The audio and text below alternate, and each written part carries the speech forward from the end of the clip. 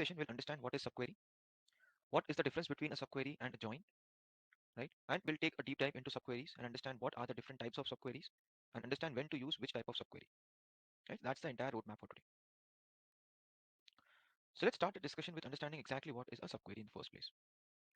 Now, if you are familiar with the programming, with any programming language, you must be aware about how you write. If you know how to write a simple for loop, a lot of times people also write for loop inside a for loop, which is known as a nested for loop. Just to take another example, let's say I give you a two-dimensional matrix or a table which has three rows and three columns, right? So I give you a simple matrix which contains three rows and three columns, and I ask you to print each and every element of that matrix or to iterate through each and every element of that matrix. Now, in order to iterate through each and every element of that matrix, you would have to understand how to identify one element in the first place. So in a matrix, each element is identified by its respective row and column number. Right? So the first element will have row number one, column number one. Then the second element will have row number one, column number two. Then row number one, column number three. Then you would move on to the next row number two, column number one, row number two, column number two, row number two, column number three. And then row number three, column number one, row number three, column number two, and row number three, column number three. So that is how you would iterate through each element of that matrix. Now, if you want to convert it into a programming code, you would have to write a for loop in which in the first for loop you would iterate through each row. So that is, you would write an outer for loop in which you would iterate through each row in your matrix, that is row 1, row 2, and row 3. And then inside that outer for loop, you would have to write an inner for loop in which you would have to iterate through each column, column 1, column 2, and column 3, right? And then in each combination of that iteration, you would have the respective access to the element of that matrix. So this is an example of a nested for loop in which you have a for loop inside of a for loop. Now going back to SQL, in SQL also a lot of times what happens is that just having a single query does not make sense, right? So you would require to have queries which are using information from some other queries, all right? So in SQL, a subquery is a query which is nested inside another query. Right? For example, let's say I ask you that we are currently working on a company DB database, which I've already explained in the previous sessions as well. Now, in that company DB database, what we have is that we have some tables for employee, we have a table for department, we have a table for project, we have a table which includes what are the works on table which include for each project, how many hours have been dedicated, and so on. Now, let's say my question is that I want to filter all the employees whose average working hours or who have worked more than the average hours for all the employees in that department, right? So I have to filter out all employees who have worked for more than the number of hours which are average number of hours for each department, right? So let's say for one particular department, the average number of hours for all employees in that department is, let's say, 8. Now I want to filter out all employees who have worked for more than 8 hours in total. So now currently there is no one table which contains this information. So for performing such a task, you would first have to calculate what are the average hours for each department. For department 1, what are the average number of hours? For department 2, what are the average number of hours? For department 3, what are the average number of hours? Then you would use this information to calculate all employees who have worked for more than these average number of hours, right? So if for employee 1, his total number of hours are more than 6, right? Then you would compare 6 against the average hours of that department. If 6 is more than that, then you would print that employee in the output. If it is lesser than that, then you would have to remove that employee from the output. So in this example, you are basically using information from some other table and then bringing it to another table and using it to generate the result. And that is what a subquery is all about. So if you read this statement on the slides, it says that a subquery is a query which is nested into another SQL query. And usually you embed a subquery using select, insert, update, or delete statement. Right? So subqueries are not just limited to select records from a table. You can also use subqueries to delete records from a table. Let's say, for example, in your employee table, you want to delete records of all the employees who have resigned in the last week. And let's say for all employees who have resigned, you create a separate table for those employees. So how would you do that? You would have to first select all employee IDs who have resigned and then filter out records corresponding to employees who have resigned and then delete those records from your employee table. So in this way, you can even use a subquery in order to delete records. Similarly, you can use it with update as well, because let's say you want to update records of all the employees who have been promoted in the last quarter. So all employees who have had a promotion, you have to filter those records first and then update the records corresponding to those employees with the respective values. All right. So a subquery is basically a query inside a SQL query, and you embed it using various commands like select, insert, update, or delete. So all DML commands can be used here. Right. So you can use it with select, you can use it with insert, you can use it with update, and you can use it with delete as well. All right. I hope this introduction is clear. So on the right hand side at the bottom here, you are seeing a very simple subquery in which we are basically trying to, in the outer query here, you can see we are selecting employee ID, first name and last name from employee table. And then you can see here we are writing a where condition in which the employee ID here is basically the employee ID which we are selecting is in this list. And here we are filtering out employees who are currently reports to. I mean, here we are filtering out. So if you look at this inner table, we are filtering out records for all employees who are actually reporting to somebody. Right. So this reports to column contains the ID of the manager of each employee. Right. So it's similar to manager SSN in our example. So here what we are trying to do in the inner query we are filtering out IDs of all the managers from our table. So if you look at this reports to column, the reports to column contains the IDs of managers that each employee is reporting to. So in the inner query, we are selecting all the unique manager IDs from the employee table. And in the outer query, we are using those employee IDs and filtering out those employees ID, first name and last name. So in a way, we are actually filtering out the employee ID, first name and last name of all the managers in our employee table. This is a very simple example of a subquery in which the inner query is returning us a list of values in a column. Right now, the column contains all the unique manager IDs from our employee table. And then we use those to filter out records from the outer table. In the outer table here, we are writing a condition on the employee ID column and we are picking only those employees whose employee IDs are present in the list which is returned by the inner query. And here you can see the columns which we are filtering are employee ID, first name and last name, indicating these are the information which we are filtering out for the records which we are getting from the inner query. Hope this makes sense. So the next question that comes is, when do you need to use a subquery? So you need to use a subquery when you want to create a pseudo table or you want to pseudo create a table, meaning that you want to create a table temporarily such that the information from that table could be used to perform an operation in another table, right? So you can use that information as a part of a larger query. That's when you have to use a subquery. So you can think of a subquery being required when you know that, okay, I want to perform this task, but I can break this task down into a series of steps. That is, step one is to get a particular answer which will require its own query, and then how do I use that query in order to filter out the results for the next step or perform the operations for the next step. So when you need to break this problem statement down, and when you break this down, you find that, okay, there are two queries which needs to be written here. One query is to perform one part of the query, and then use those results to perform the other part of the query. That is, you use those results into a much larger query. For example, in this previous example, you can see when we wanted to figure out all details of managers, what we had to do first, we had to first figure out, okay, who all are the managers right now. Then use those records of people who are managers to filter out the all other details from the employee table. And so it's basically broken down into two steps, in which in the first step you create a temporary table and then use the information from that table to filter the records from the outer table. Now, a lot of times people are often confused between subqueries and joins because a lot of times you can interchange the two operations. So for some queries, you can write both. For some operations, you can perform that operation using both subqueries and joins as well, right? Because both of them are doing essentially the same thing, right? As they are bringing information from multiple tables together. Yet a lot of times people find it a bit of a dilemma, that is when to use which. So let's try to answer that question. We have already covered joins in the last session, so I'll not go into details about what exactly is a join and how to perform joins and what are the different types of joins. Everything we have already covered in the last session. So if you are interested in learning about joins, kindly look at the previous masterclass. There I have explained in detail about all the different types of joins and how to use and when to use which type of join. Here we are comparing between a subquery and a join. A subquery, here the first row is about the use case, that is when to use a subquery and when to use a join. So a subquery is used when an existing table needs to be manipulated or aggregated to be then joined to a larger table, right? So in this particular case, okay, you use a subquery when you know, okay, you have one particular table and you need to manipulate that table first in order to get a derived table from it, right? So in our previous example, we saw that, okay, we have an employee table. Now we need to manipulate that employee table first to get all the distinct manager IDs from that table. So we wrote an inner query which was getting us all the unique manager IDs from the employee table. And then we use those records to manipulate the larger table, which was the complete employee table. That is, we use the records of all the unique manager IDs to filter the name employee ID from the main employee table, right? So that is when you can basically decide to use a subquery. That is, you have one table, but just joining that table with the parent table will not be efficient or sufficient. You need to first manipulate the inner table first. Then only you can essentially use those results to get the output for the outer table as well. So that's when you use a subquery. On the other hand, you have a join. Now, join is used when you have a fully flexible and discretionary use case where a user wants to bring two or more tables together and select and filter as needed. Say, for example, in our example here, we have one employee table and one department table. In the employee table, you have records of all the employees as well as the department number in which they are working in. And in the department table, we have the department level information, that is the department ID, department name, department manager, etc. And now example is basically, let's say you want to create a table which contains the employee IDs as well as the department names. So here you just have to bring the data from two tables together without doing any manipulations as such. And that is where you use a join, right? So when you have a flexible and discretionary use case where user wants to bring two or more tables together and then select and filter as and when needed, right? So you want to bring data from both the tables together. That is, your output table will contain data from both the tables. Some columns from the left table, other columns from the right table. So if you have such a use case wherein data has to be brought in from multiple tables together, that's when a join is needed. There is a difference in the syntax as well. We'll talk about the syntax of subquery in the coming slides. And we have already seen how to write joins. And there are multiple types of joins. And the way a join is written is that you have the select statement, then the columns that you want to select, then the table from which you want to select. Then comes the join keyword in which you specify which type of join you need to implement, inner join, left join, outer join, etc. And then the next table with which you want to join it to, and the condition on which you want to join it. So that is how you write a join syntax. We have already explained and talked about the syntax of join in complete detail in the previous sessions. Now the next topic is dependency.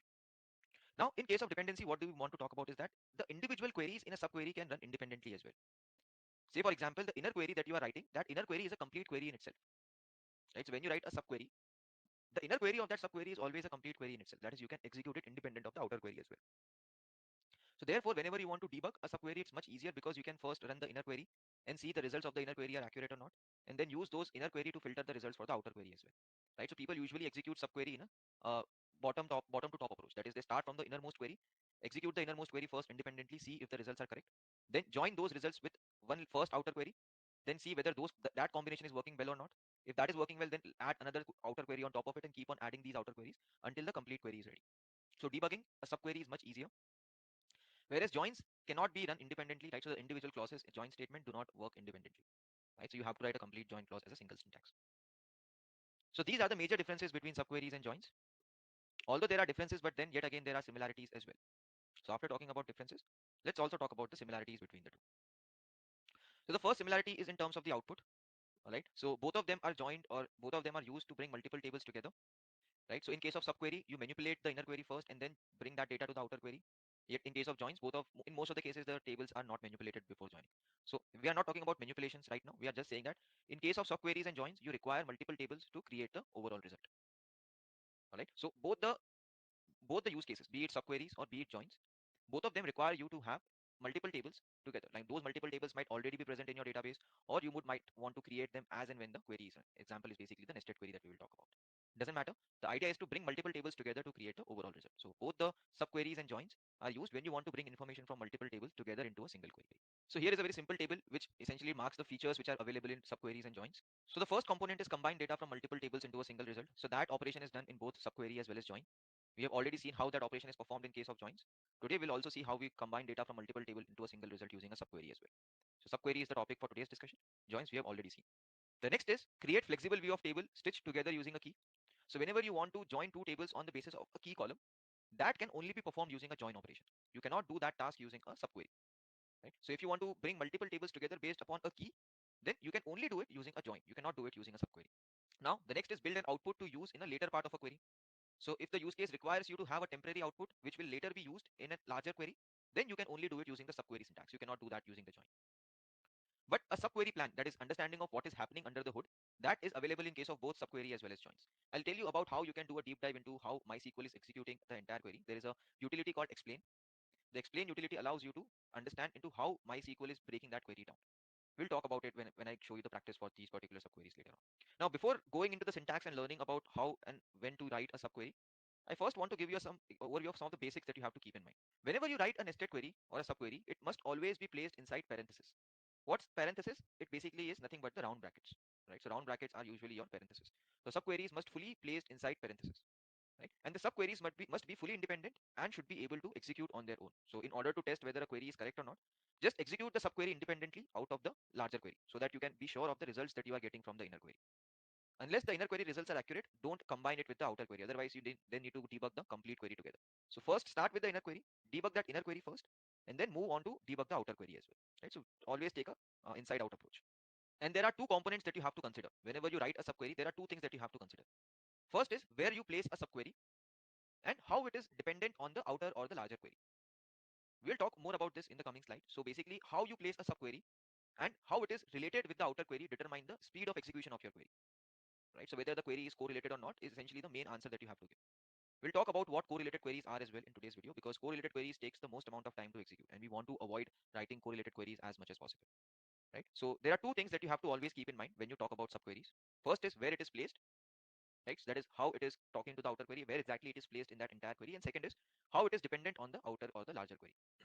Now I've already talked about the fact that subqueries are usually independent of the larger query or the outer query, but there is an exception to this, and the exception is called as correlated queries. So in case of a correlated query, the subqueries are not independent of the outer query. So what happens is that the outer query dictates how the inner query will execute. So it's a very rare occasion that you write a correlated subquery. So you don't too often write correlated subqueries because they take too long to execute and people avoid writing them. So that's why it's just to learn. I won't recommend anybody to write a correlated subquery in any use case because of the fact that it takes a huge amount of time to execute. Why does it take so much? I'll explain that as well. But for now, consider this to be a caveat wherein not always do you have independent subqueries. There are cases wherein you can have dependent subqueries as well. And that example is called as correlated subquery. So whenever you have a use case in which the subquery is dependent on the outer query, you say that it's a correlated subquery. I hope the term is clear to everyone. We'll look at an example of a correlated subquery as well in this session. All right. So now let's talk about the components of a subquery. That is the two components which we have talked about. The first one was the placement of a subquery. So when you talk about placement, a subquery can be placed in four places with respect to the larger query, right? So when you write a subquery, you can place that subquery at in one of these four different locations, right? So you can have a subquery using the with syntax, right? So you can create a subquery using a with syntax. This is commonly called as common table expression as well. So there is a unique name given to such a subquery which is created using a with syntax. So when you create a subquery using a with syntax, there is a specific term used. It's called as common table expression. We will understand how to create common table expressions as well. Then the other example is called a nested subquery. So in a nested subquery, you write the subquery inside a larger query in between the parentheses that we have talked about. Right. So unlike the with syntax here, you write the subquery inside the parentheses that we have already talked about. Then you have an inline subquery as well. In inline subquery, your subquery is basically part of the from selection, right? So there are four parts. The example will make it clear exactly when to identify which. And the last is called scalar subquery. So there are four ways in which you can place a subquery with nested, inline, and scalar. We'll take a look at all the four examples in the coming slides. And then in terms of dependencies, you could either have an independent subquery or a dependent subquery. More often than not, you will write independent subqueries only. And whenever you write a dependent subquery, it's called as a correlated subquery. I've already explained what a correlated subquery is. Right? So this is what we have seen right now. So in terms of placement, you have four options: with, nested, inline, and scalar. And in case of dependencies, you have either a simple subquery or you can say independent subquery or a correlated or a dependent subquery. Right? So when you create a subquery, you can create it using one of the two combinations in both the charts. So you can either have a nested simple subquery or a nested correlated subquery, inline simple subquery, inline correlated subquery, and such. All right. So first we'll talk about placement and understand how do you create subqueries using different modes of placement that I've already shown you in the previous slides. So let's start off with the with syntax. Actually, with we'll cover later on when we talk about the common table expression in detail. So that's when I talk about with as well. What I'll start first is the where subquery or the nested subquery because it's the easiest one to understand. Right? So let me go to MySQL Workbench wherein I'll explain the use of this nested subquery or the subquery which uses the where syntax. So I'm again in my MySQL Workbench. So I'll use the same company DB database to execute my query. So here I've already written some examples of subqueries. So I'll actually just delete them and write it again so that I'm explaining it in more detail. So let's take this particular example, or let's take an example which we had shown in the first slide. So remember in the first slide, what I was doing was I want to, or you can say, print print details of all the managers from the employee table. So let's say this is what we have to do. So our goal here is to basically print details of all the managers from the employee table. Sorry. So now in order to print the details of all the managers, first I have to figure out who all are my managers. So for figuring out all the managers that I have, what I can do is I can select all the distinct supervisor IDs from my employee table. So if I execute this particular code here, so the output will contain all the unique supervisor IDs from my employee table. So here in this example here, what we have done till now, we have filtered out all the unique supervisor IDs from our employee table. Here you can see one supervisor, one value is null. So what you can here do further do here is that let's filter out only the non-null supervisor ID. So where supervisor ID is not null. So this is basically a simple query which is figuring out all the supervisor IDs from my employee table. So now I have to filter out details corresponding to only these employee IDs now, so which are just shown you. So what I need to do now is I need to write an outer query. Select star from employee table, or not star. Let's say let's only print their IDs, their first name and their department number. From the employee table again, because these details you will get only from the employee table, right? So these details that I'm writing right now, they are available from my employee table. But now these columns have to be filtered corresponding to the rows whose IDs are falling in this selection which I have just made. Right. So right now the query which I had executed earlier, this is a completely independent query. So as I was saying, these subqueries are completely independent on their own. So I can execute this query outside my larger query as well. So here you can see this is the result that I want to focus on. And the IDs that I'm filtering, those IDs should only belong to these values that I have written. So therefore, what I need to do here is that I need to use these columns such that these employee IDs here are filtered only corresponding to these values. So where SSN in this result set which I have written. Now in case of if you try to execute it right now, right, here you can see that you will see that the first column contains the employee ID, the second column contains the name, and the third column contains the department number. So this is the department number for this employee. So by looking at this information, you can figure out, okay, this is the manager ID, this is the name of the manager, and this is the department number. And how you were able to perform this? You were able to perform this operation by with the help of this particular simple nested query, in which you had a selection happening. Here you have a table. This is a table in itself, and you are using the results from this table to get the selection from the outer table. Right? So this is a very simple example of a nested query. All right. So now I'll go back to my workbench. All right. So as explained, nested subquery is used when you have a subquery that you would like as a temporary table to act as a filter within a larger query. So here you can see I'm using my results from the inner query to filter the records from the outer query. Right. So here you often use it with the where clause. So whenever you write a query in which the larger query, that is the outer query, has a where clause, and that where clause is essentially used to filter records from the inner query that you are writing. That is what your nested query will do. Right. So you essentially use it with a where clause. Right. That is what a nested query is. We can have one more example of this. So let's try to figure out all the employees who are currently working on a particular project. So in the second example, what I'll try to do is I'll try to print details of employees who are working on a project. How would you identify if an employee is working on a project or not? So for that, you would have to look at the works on table. So everybody here must be aware of what is the works on table here. So select star from works on table. Right? So in this particular example, let's do this simple exercise wherein you can see this is the works on table. In the works on table, you will get to know who all employees are working on which project, right? So which employee is working on which project. Now, obviously, the employee IDs which are in this table are the IDs of employees who are currently working on some project. All right. So here, what we will do is that we will run a subquery first that is going to filter out all the distinct employee IDs from this table. So now, what I'll do, let me run this query in which I am selecting distinct ESSN from the works on table, and let's do it like where ESSN is not null. That is, I'm only getting the non-null value. So here you can see these are all the non-null values from my works on table. Now I can use these IDs to filter records for the employees who are currently working on some project. Now the syntax will again remain pretty much the same. So here you can do select SSN ID, F name, and last name from the employee table. Right? I'll do this where again this particular entire thing will be indented. I'm indenting it just to make it a little bit more easier to read. Otherwise, it's not mandatory to indent it anywhere. So this is just a optional choice. So now here what you have to do, you have to filter out only the records where SSN ID is in the set of values. So now here what I'll do, I'll simply put parenthesis around this particular set of values here, and we are good to go. I'll execute this query now. You can see these are employees or details of employees who are currently working on some project, right? And if you want to know employees who are not working on any project right now, so you can change in to not in. So this will filter out only the records that are not in this particular list that we have selected over here. So if we have any employee who is not working on any project, then that result will come here. Currently, we don't have any employee who is not working on any project. So that's why here you can see there is no record in the output. But if we had such a use case in which we had some records which were not in a particular list of elements, then you would have the results like this. So you can use it with in, not in, greater than, less than, anything like that, right? So you can use queries like this. So I hope these couple of examples have made the nested queries clear to everyone. The next example of a subquery or the next placement is in the inline example. So you have an inline subquery as well. So you use an inline subquery when you want to create a temporary table and you want to select records from that temporary table, right? So the temporary table is embedded with the from clause, right? It will become a little bit more easier to understand when I show you with an example. So right now I'll go back to the workbench here so that I can explain how an inline subquery is written. So let's think of an example here. So I already have an example written. So let's do a simple operation in which I want to print maximum and minimum average salaries across all departments. So out of all the departments that I have, I want to print what are the maximum and minimum average salaries that I have. So if I have 8 departments, I want to know what's the maximum average salary and what's the minimum average salary for those 8 departments. Right? So each department will have its own average salary. So I want to know what's the maximum and the minimum average salary that I have. It's a very simple example. So for doing this operation, as you can see, we have to break this down into two parts. The first part is to calculate these average salaries across all the departments. And it's a very simple operation which will require us to use group by. So here what we will be doing, we will be using a simple group by operation and calculate what is the average salary across each department. So that's the first part of this query. Here I'll do select uh, average salary. And let's rename this as average underscore salary. And let's also select a department number from my employee table and do a group by department number. So this is my inner query or my subquery.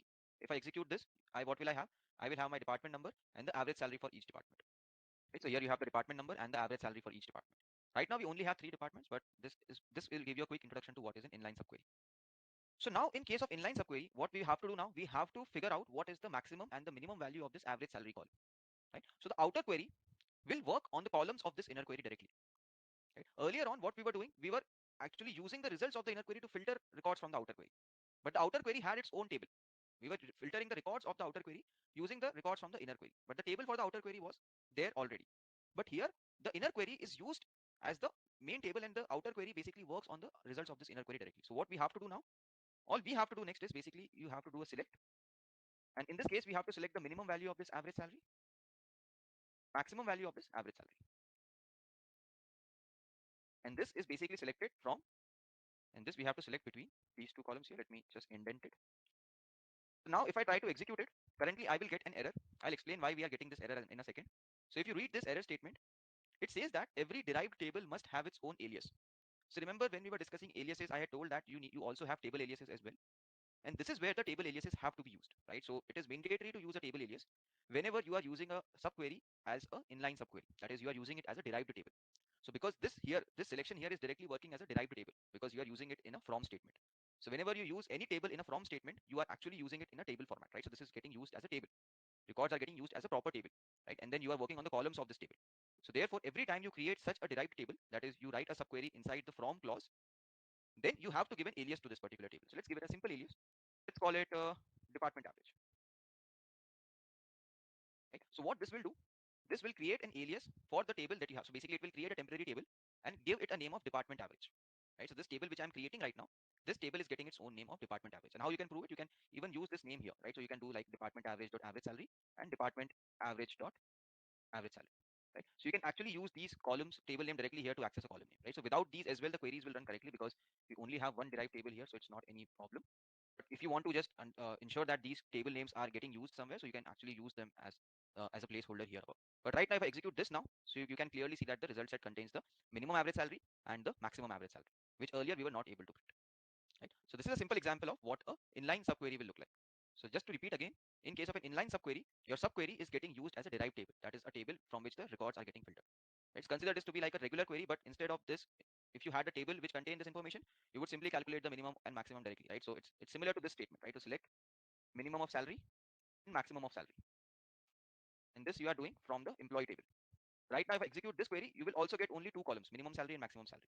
But this information is already available in this employee table. You don't have to create this employee table at runtime. This table is already available. So this is a actual table. This is present in your database. Whereas in the second example, your nested query is getting created at runtime.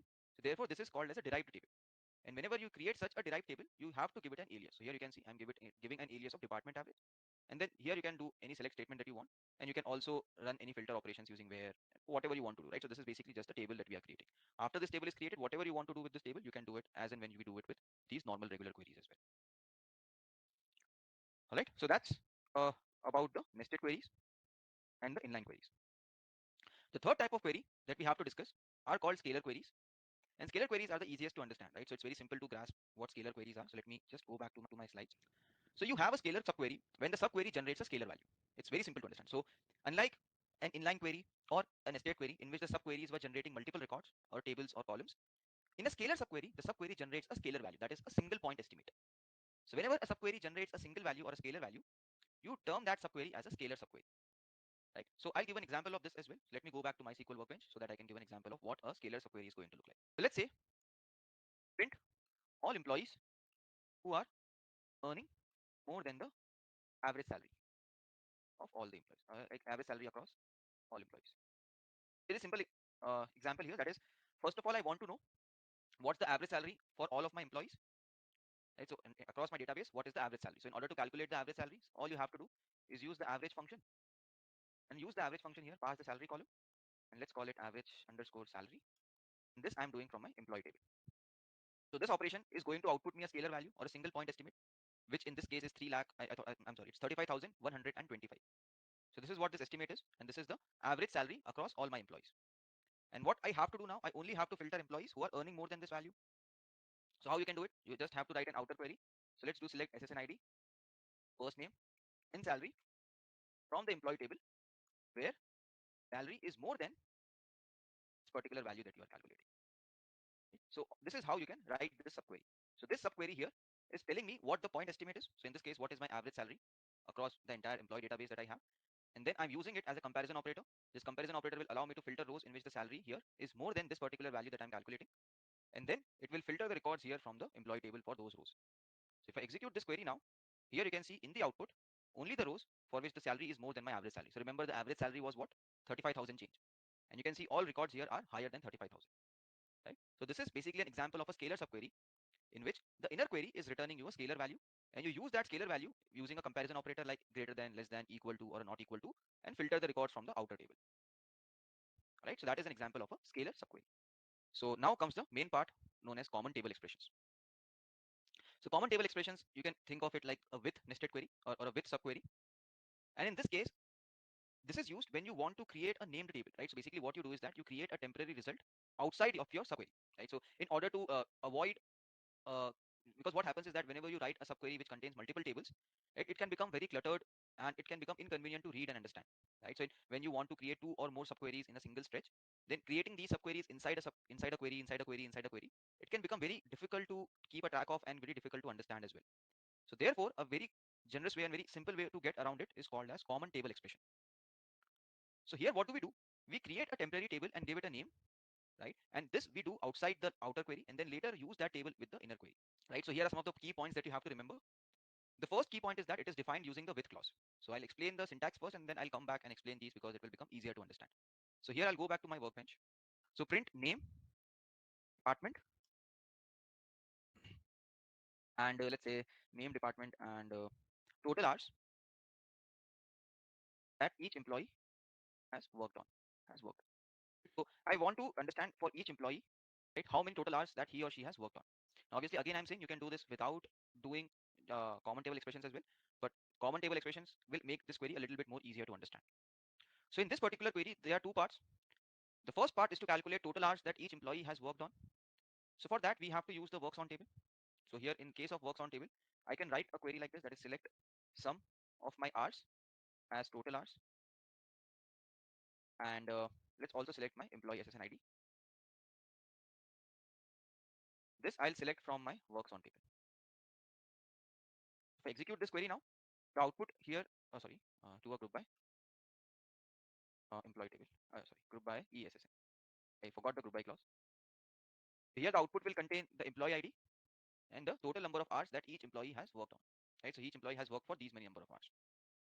Now, in case of common table expression, what do we have to do is that we have to create a temporary table result. So what we will do, create a temporary table and call it as net hours or employee hours as.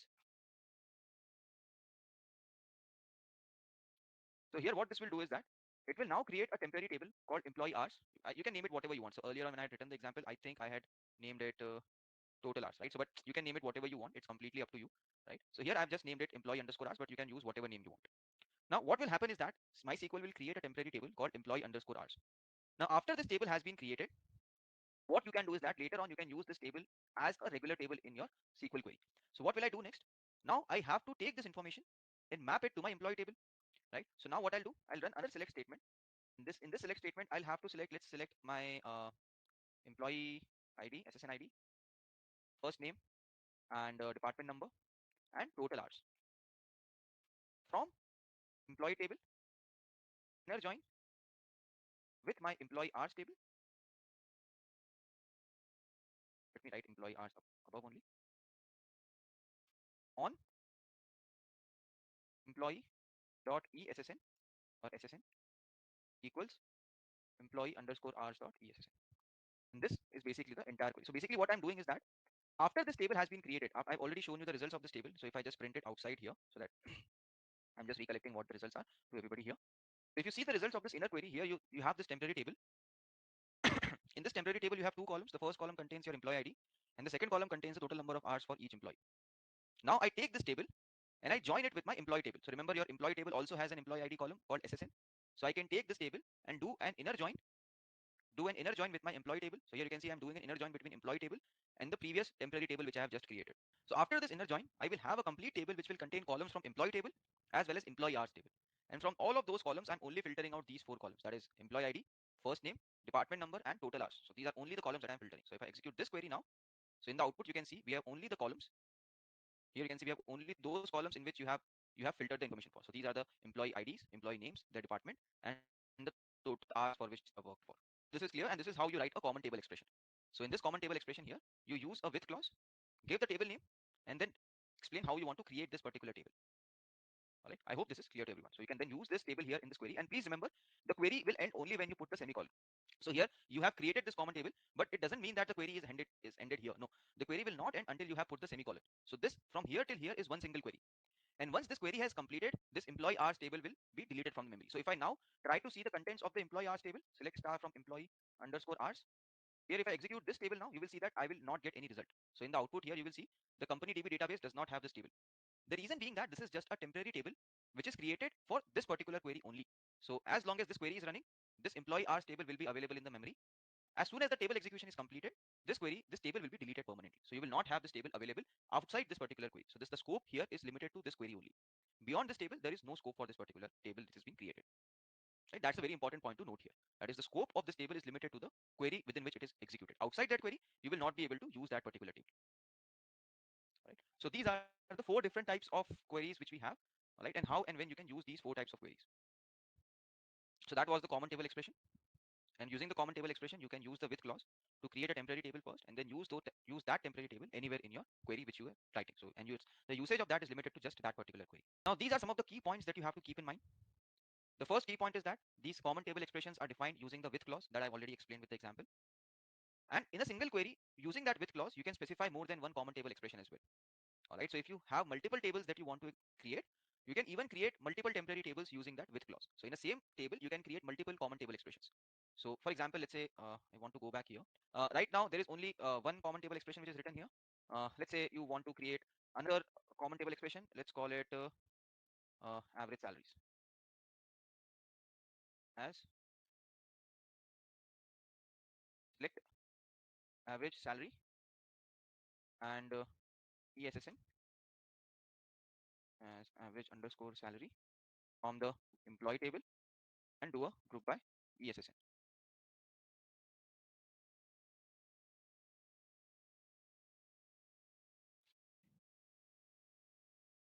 Yeah. So here you can define two tables here. So basically this is the first temporary table which we have written. So after the comma, you can even define the second temporary table as well. So here you can see the employee hours will be although I'm not using it anywhere in my later query, but this is just to show you that in a single statement, you can even create multiple common table expression. So this is the first common table expression in which you are creating this table employee hours.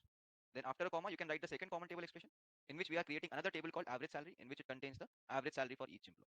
Right? This is how you can keep on creating all the common table expressions in a single query. So it allows you to create multiple common table expressions, and then you can use those multiple common table expressions later on. So let's say now in this single query, I want to even join the results here from this average salary as well, right? So, so here what I can do is that it will become a little bit longer.